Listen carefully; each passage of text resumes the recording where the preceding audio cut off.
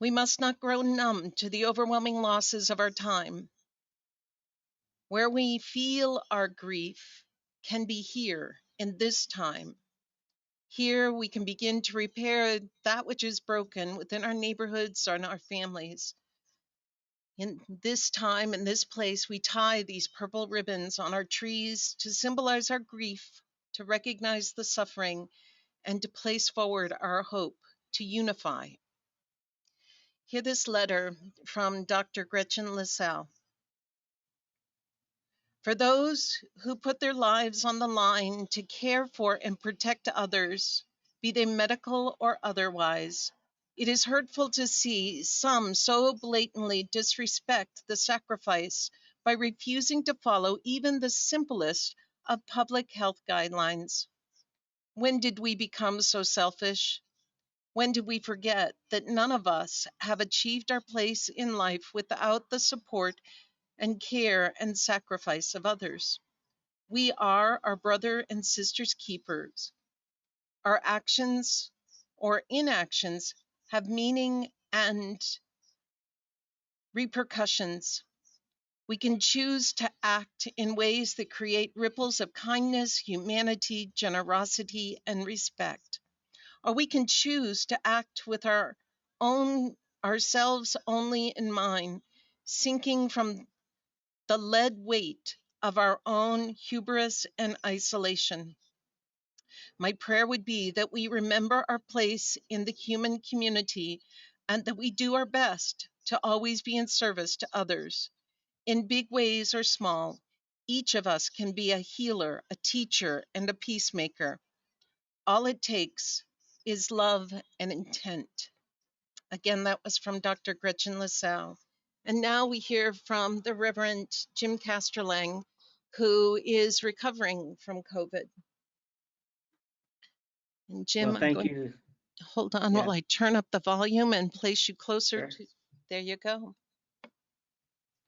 Well, thank you, Reverend Genevieve Haywood, for hosting and for the Veridale United Church of Christ for hosting this tonight. And you have asked me to share about my experience with having this virus.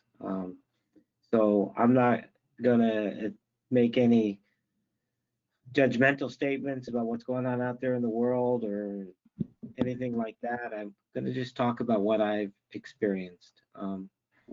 So um, on September 7th, I felt a little tickle in my throat. And this is a sign of the times. It was a Wednesday night, the sign of the times we're in. I told myself before I went to bed, if I still feel anything in the morning, I'm going to go get a COVID-19 test. In the old days, I would have just said, oh, well, keep on working. And if it gets worse, take a day off or whatever. But no, I went for the test. So I had a test on that Thursday. And by that Friday night, I received my positive result for the virus. That began a really complicated time. I had to move out of the bedroom on our third floor and move into the basement. Fortunately, we are fortunate enough to have enough space in our house that from my wife that I could isolate myself down in the basement. Had meals brought to me and tried to figure out over the next 2 or 3 days what to do in terms of being isolated, and didn't leave the house at all, of course. And uh, it was definitely a hard time, but I was going through shock.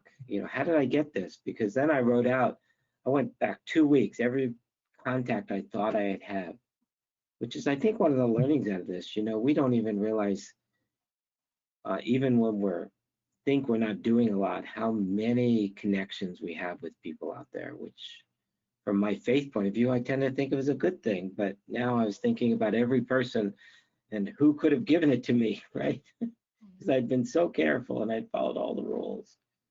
In the first few days, I felt some light flu symptoms and definitely felt fatigue. I have now, let's see, tomorrow will be 4 weeks since my first symptom. And every single day, although many of my symptoms are gone, I have fatigue. Sometimes I can sit for 3 hours and get exhausted. Other times I try to do something like clean the kitchen and I get exhausted. So I've had to learn how to limit what I can do in a day at this point. Tomorrow I'm going back for a follow-up to figure out if there's anything I can do to speed up getting through this. And yet I'm one of the fortunate ones, right? When you look at the numbers globally and in the US and you look at the number of hospitalizations and the number of deaths, I'm supposed to feel fortunate, and yet I'm a month into this and still I can't look back yet. Um, it's still there in front of me, and I don't know. Every day I wake up, I don't know what part of the day I'm going to feel fatigued, and I don't know what I'll be able to accomplish each day. And so and the other hard part from the beginning of this whole thing was that there's so many mixed signals about what you're supposed to do, right? Even from the supposedly official sources, they'll say, well, you don't have to worry about that one, but worry about this one or whatever. And, what does it mean to have safe distance, wear a mask? What does it mean? When could I go out again? I'm allowed to go out again. I just have to follow all the safety protocols, but I don't have much energy for going out. Um, everything gets really confused during this time, and you start to analyze every little thing that you do every day. And am I being safe today? And what can I do to get better today? Um, so it's clearly deep in my empathy for others, especially recognizing that my experience is just a mild experience. I wouldn't want anybody to go through this mild experience. That's a little bit of what I've gone through. Thank you, Jim. Thank you. Thank you for sharing that and for working towards getting better. We need you in this world. So thank you.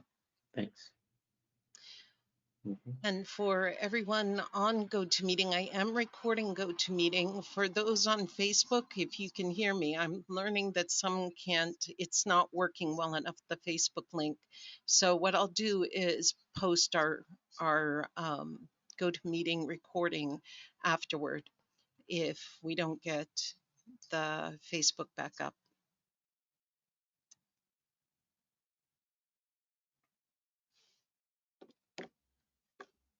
At this time, we have a moment of silence to light the candles, if you have candles, to offer a prayer or poem. Uh, if you have one you would like to, call me here at the church. And I see that Kay wanted to call in, so let me try and see if she had something she wanted to share.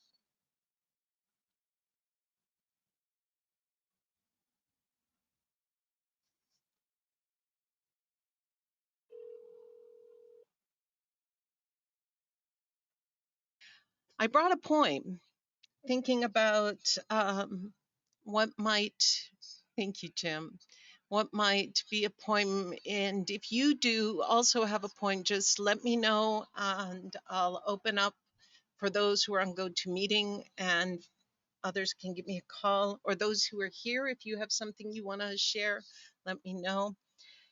This is from Khalil Gibran, the prophet. It's Joy and Sorrow, chapter 8.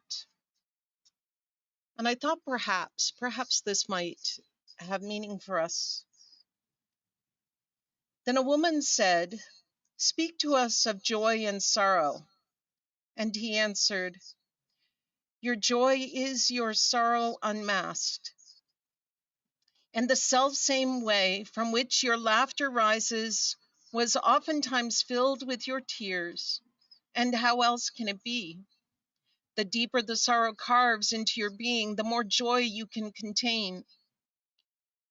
Is not the cup that you hold wine, the very cup that was burned in the potter's oven?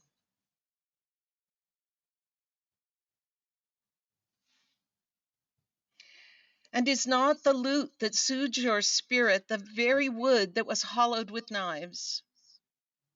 When you are joyous, look deep into your heart, and you shall find it is only that which has given you sorrow that is giving you joy. When you are sorrowful, look again at your heart, and you shall see that in truth you are weeping for that which has been your delight. Some of you say joy is greater than sorrow. Others say, nay, sorrow is the greater. But I say unto you, they are inseparable. Together they come, and when one sits alone with you at your table, remember that the other is asleep upon your bed. Verily, you are well suspended like scales between your sorrow and joy. Only when you are empty are you at standstill and balanced. And Jim, or I see Mike is there. If anyone has something else, then let's hear the ringing of the bell. It is the faith leaders and leaders of conscience at our vigils. The ringing of the bell is part of what rings out to us, a call of comfort and a call of doing.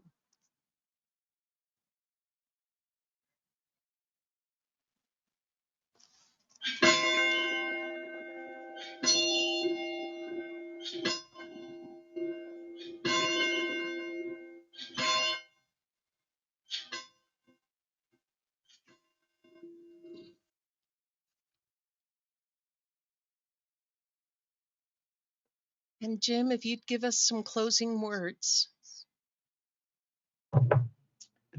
Sure. I'm just going to start with some numbers because the whole focus of what this mourning time is about is to sit with and be with what it is we're mourning. Um, and I looked up the numbers right before I came on. They probably have already changed. 7,495,674 cases in the US, with 210,784 deaths.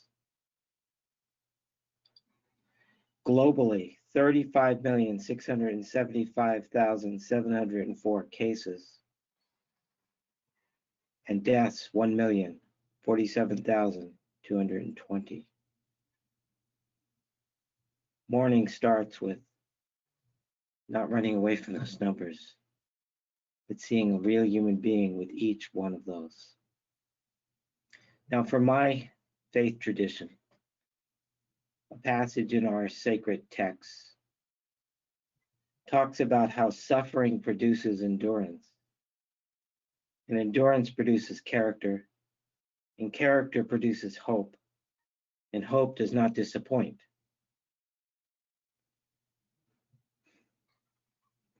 It doesn't disappoint because divine love is poured out upon us. But we have to go back to the beginning of that again. We jump through something like that, which is what it means to be a full human being. But we have to start by staying with the suffering. We have to do the mourning, or we're never going to build the endurance.